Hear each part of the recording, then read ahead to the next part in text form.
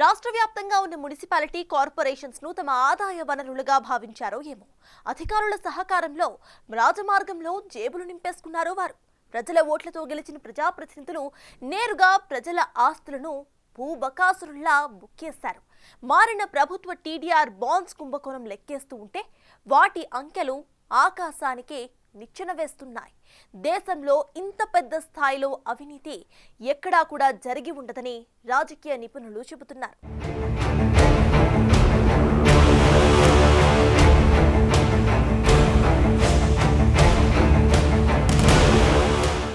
TDR బాండ్ల పేరిట కోట్లు కొట్టేశారు. రోడ్ల విస్తరణ పేరిట భారీ ఎత్తున దోపిడీ. పట్టణ మాస్టర్ ప్లాన్ మాటున పక్కాగా మస్కా.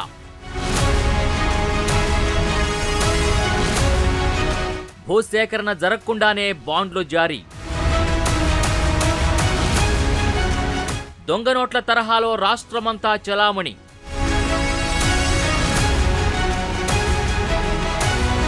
తణుకులో 900 కోట్ల అక్రమాలు. గుంటూరులో మరో 300 కోట్లు నొక్కేశారు.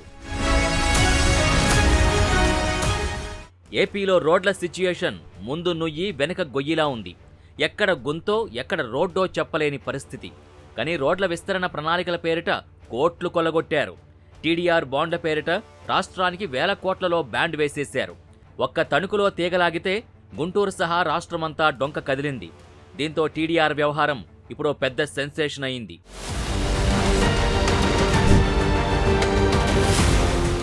తాడేపల్లిగూడెంలో మీ స్థలం వెంబడి మాస్టర్ ప్లాన్ రహదారి వెళ్ళింది. అదే స్థలంలో నిర్మాణాలు చేపట్టాలనుకుంటున్నారా? సొమ్ములు చేతిలో లేవా? అయితే మున్సిపల్ అధికారుల్ని సంప్రదించండి. మాస్టర్ ప్లాన్ రహదారిలో ఉన్న స్థలానికి టీడీఆర్ బాండ్లు ఇచ్చేస్తారు. వాటిని బయట మార్కెట్లో అమ్ముకుంటే కోట్ల రూపాయలు వస్తాయి. మాస్టర్ ప్లాన్ రహదారికి ఆనుకునున్న మిగిలిన స్థలంలో అదే సొమ్ముతో అపార్ట్మెంటే నిర్మించుకోవచ్చు. ఇలాగని ఆశపడి వెళితే కుదరదు. నేతలు ముందుకొస్తారు, బాండ్లు జారీ చేయిస్తారు, అమ్ముకుంటారు. వారే సొమ్ములు చేసుకుంటారు, లబ్ధి పొందుతారు. మార్కెట్ విలువ ప్రకారం మీ సొమ్ములు మీకిస్తారు. మిగిలిన సొమ్మంతా నేతల జేబులోకి వెళ్లిపోతుంది. వైసీపీ ప్రభుత్వ హయాంలో ఇదే జరిగింది. మాస్టర్ ప్లాన్ రహదారి పేరుతో బాండ్లు జారీ చేశారు. రహదారిని విస్తరించలేదు. అదే చోట అనేక మంది స్థల యజమానులు ఇప్పటికీ వ్యాపారాలు చేసుకుంటున్నారు. అంటే బాండ్లు జారీ చేసిన స్థలాన్ని మున్సిపాలిటీ స్వాధీనం చేసుకోవాలి, రహదారిని విస్తరించాలి. ఇవేమీ చేయడం లేదు. బాండ్లు మాత్రం జారీ చేసింది. వైఎస్ఆర్ కాంగ్రెస్ ప్రభుత్వ హయాంలో దాదాపు 150 కోట్ల విలువైన బాండ్లు జారీ చేశారు. ఇందులో వైసీపీ నేత కీలకంగా వ్యవహరించారు. కోట్ల రూపాయలు కొల్లగొట్టారు. మున్సిపాలిటీ జారీ చేసిన బాండ్లని మార్కెట్లో 40% ధరకు విక్రయించుకున్నారు. అంటే 60 కోట్ల మేర లబ్ధి చేకూరింది. మంత్రి కొట్టు సత్యనారాయణతో అధికారులు కొమ్మక్కై స్థలాలు స్వాధీనం చేసుకోకుండానే బాండ్లు అప్పగించేశారనే ఆరోపణలు వినిపిస్తున్నాయి.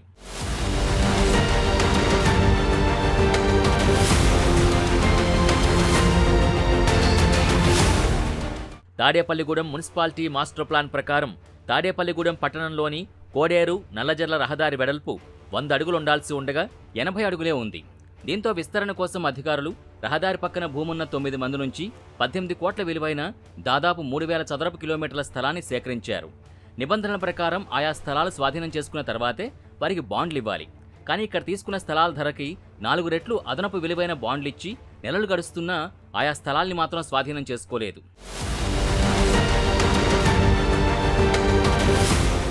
ఇందులో తాడేపల్లిగూడెం మాజీ ఎమ్మెల్యే కొట్టు సత్యనారాయణకు చెందిన జయలక్ష్మి థియేటర్లో 261 చదరపు మీటర్ల స్థలాన్ని విస్తరణ నిమిత్తం తీసుకున్నారు. ఆయనకు కూడా బాండ్లు ముట్టజెప్పారు. ఇక్కడున్న సినిమా థియేటర్ ప్రహరీ రహదారిని ఆనుకునున్న చాలా కాలం ఆ స్థలాన్ని స్వాధీనం చేసుకునే ప్రయత్నం తాడేపల్లిగూడెం మున్సిపాలిటీ అధికారులు చేయలేదు. గత ప్రభుత్వ హయాంలో అప్పటి ఉప ముఖ్యమంత్రిగా పనిచేసిన కొట్టు సత్యనారాయణ కనుసన్నల్లోనే అవసరం లేకున్నా రోడ్డు విస్తరణ పేరుతో టీడీఆర్ బాండ్లని జారీ చేశారని విమర్శలొస్తున్నాయి. పోనీ కోడేరు నల్లజర్ల రోడ్డు విస్తరణకు పనులు ఏమన్నా మొదలుపెట్టారా అంటే అదీ లేదు. మాస్టర్ ప్లాన్ పేరుతో రోడ్డు విస్తరణ పేరు చెప్పి అప్పటి ఎమ్మెల్యే కొట్టు సత్యనారాయణ చెప్పిన వారికి టీడీఆర్ బాండ్లు జారీ చేసి కొట్టు సత్యనారాయణ కోట్లాది రూపాయలు లబ్ధి పొందారని ఆరోపణలున్నాయి. అసలు మున్సిపాలిటీకి గిఫ్ట్ డీడిచ్చిన స్థలాల్ని అధికారులు ఇప్పటివరకు ఎందుకు స్వాధీనం చేసుకోలేదు అనేది గూడెం ప్రజలు అడుగుతున్న ప్రశ్న. సామాన్య ప్రజలకు ఒక న్యాయం, డబ్బున్న వారికి ఒక న్యాయమా అంటూ ప్రజలు బహిరంగంగానే మాట్లాడుకుంటున్నారు.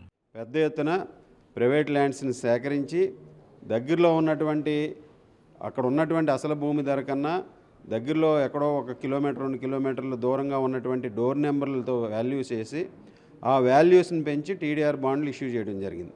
అదేవిధంగా కంపోస్ట్ యార్డ్ పేరుతో ఏదైతే వీళ్ళు సేకరణ చేశారో దానికి సంబంధించి దానికి కూడా ఎక్కడో ఉన్నటువంటి డోర్ నెంబర్తో 9,000 రూపాయలు గజం ఉంటే 22,000 రూపాయలకు చేసి దాన్ని 1:4లో టీడీఆర్ బాండ్లు ఇష్యూ చేయడం జరిగింది. యాక్చువల్గా రూల్ ప్రకారం 1:2లో టీడీఆర్ బాండ్లు ఇష్యూ చేయాలి. అక్కడ ఆ రోజు ఇక్కడ కౌన్సిల్ లేనటువంటి సమయంలో విచ్చలవిడిగా 2014 నుంచి 19 వరకు తెలుగుదేశం ప్రభుత్వ హయాంలో ఈ తణుకు నియోజకవర్గంలో తణుకు పట్టణంలో కేవలం 6,000 నుంచి 7,000 తణుకు పట్టణంలో 1,00,000 పైగా స్క్వేర్ యార్డ్స్కి టీడీఆర్ బాండ్లు ఇష్యూ చేయడం జరిగింది ఈ 5 సంవత్సరాల్లోనూ కూడా. కేవలం వీళ్ళు చేసినటువంటి దోపిడీ ఒక ప్లాన్ ప్రకారం వీళ్ళ బెనామీలను పెట్టుకుని అప్పుడు మంత్రి ఈ వ్యవహారమంతా అప్పటి మంత్రి కొట్టు కనుసన్నల్లోనే జరిగినట్టు తెలుస్తోంది. రహదారి విస్తరణకు స్థలాలు సేకరించినా మీకు నష్టం లేకుండా నేను చూసుకుంటానని, ఆయా స్థలాల ధరకు 4 రెట్లు విలువైన టీడీఆర్ బాండ్లు ఇప్పిస్తానని యజమానులకు సదరు నేత భరోసా ఇచ్చినట్టు తెలిసింది. ఇదంతా చేసినందుకు వారికి బాండ్ల ద్వారా వచ్చిన మొత్తంలో సగం మరికొందరి వద్ద 30, 40, 60% కమిషన్గా వసూలు చేసినట్టు ఆరోపణలు వెల్లువెత్తుతున్నాయి. స్థలాలిచ్చిన 9 మందిలో కొందరు ప్లాన్ అప్రూవల్ తీసుకుని ముందుగానే సెట్ బ్యాక్స్ కూడా వదిలారు. అలా వదిలిన స్థలమే రహదారి విస్తరణకు సరిపోతుంది. కానీ వారికి కూడా బాండ్లు ఇచ్చారంటే మాజీ ఎమ్మెల్యే కొట్టు ఏ స్థాయిలో అధికారుల్ని నడిపించారో అర్థం చేసుకోవచ్చు. అంతేకాకుండా రోడ్డు విస్తరణ చేస్తే ఆ రోడ్డుకి ఇరువైపులా ఉన్న అందరికీ టీడీఆర్ బాండ్లు మంజూరు చేయాలి, కానీ అలా జరగలేదు. మంత్రి కొట్టుకు కావాల్సిన వారికి మాత్రమే టీడీఆర్ బాండ్లు కట్టబెట్టారు.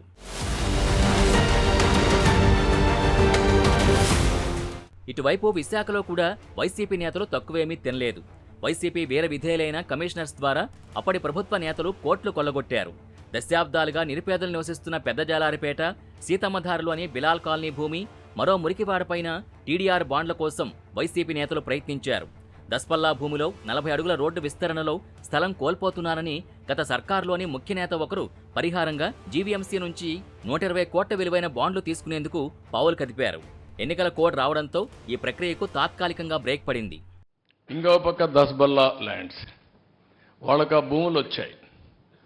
ఆ భూములు సుప్రీంకోర్టు వరకు పోయి ఫైట్ చేసి వస్తే రాణి ఆఫ్ వధ్వాన్ అనే అండ్ ఏజెన్సీ పేరుతో వాళ్ళకి లింక్ లేకపోయినా దాన్ని అపార్ట్మెంట్స్ తీసేసుకొని కన్స్ట్రక్ట్ చేసే పరిస్థితికి వచ్చారు.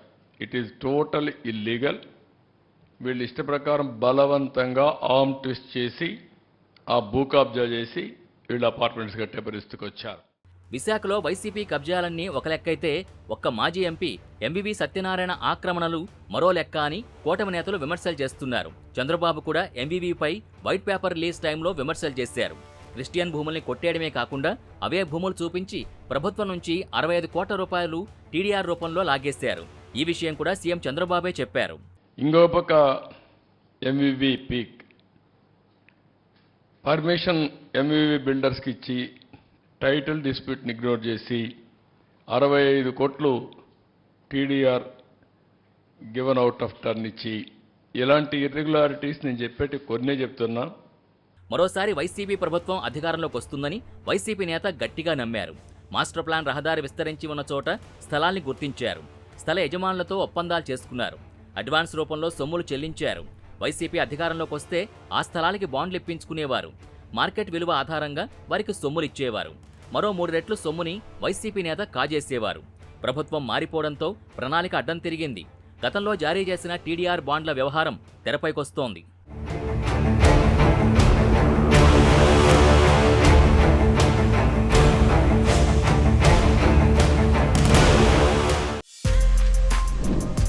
For more videos like this, subscribe Big TV channel.